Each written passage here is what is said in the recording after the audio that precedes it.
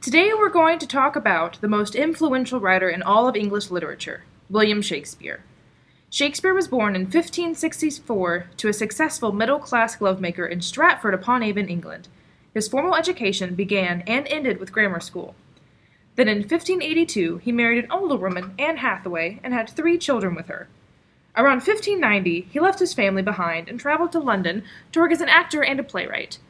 Public and critical acclaim quickly followed, and Shakespeare eventually became the most popular playwright in England and part owner of the Globe Theatre. His career spanned the reigns of Elizabeth I, who ruled 1558 to 1603, and James I, who ruled 1603 to 1625, and he was a favorite of both monarchs.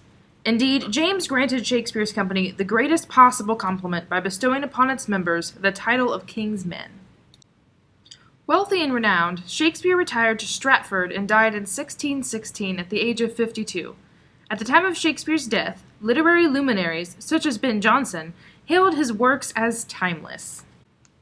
Macbeth is Shakespeare's shortest tragedy, even though the actual events of the play take place over the course of 9 days. Macbeth was most likely written in 1606, early in the reign of James I, who had been James VI of Scotland before he succeeded to the English throne in 1603.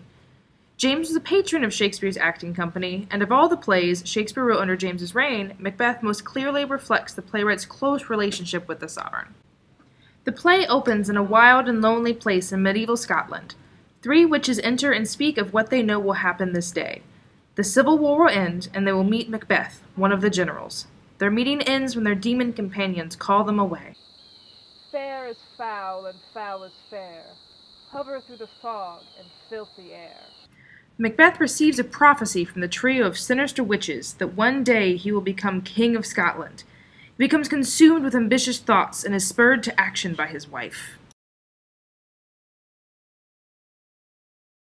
They met me in the day of success, and I have learned by the perfect report they have more in them than mortal knowledge.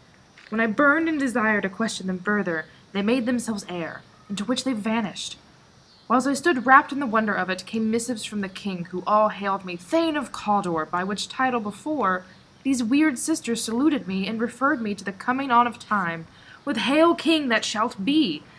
This have I thought good to deliver thee, my dearest partner, that thou mightst not lose the dues of rejoicing by being ignorant of what greatness is promised thee. Lay it to thy heart, and farewell. Glamis thou art, and Cawdor, and shalt be what thou art promised. Yet do I fear thy nature. It is too full of the milk of human kindness to catch the nearest way. Thou wouldst be great, art not without ambition, but without the illness should attend it. What thou wouldst highly, that wouldst thou holily, wouldst not play false, and yet wouldst wrongly win.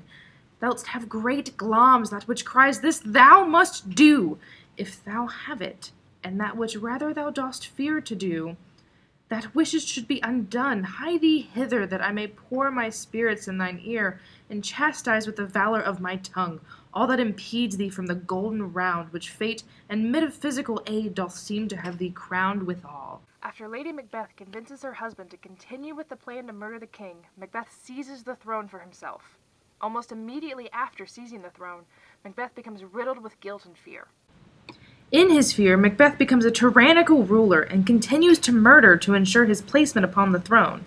From then on, the murders escalate, and Macbeth continues to defend and fight for the throne. Murder, witchcraft, and war? What more could you want in a play? As you read Macbeth for class, imagine how you would film the play today, and write your ideas down to discuss in class. Happy reading!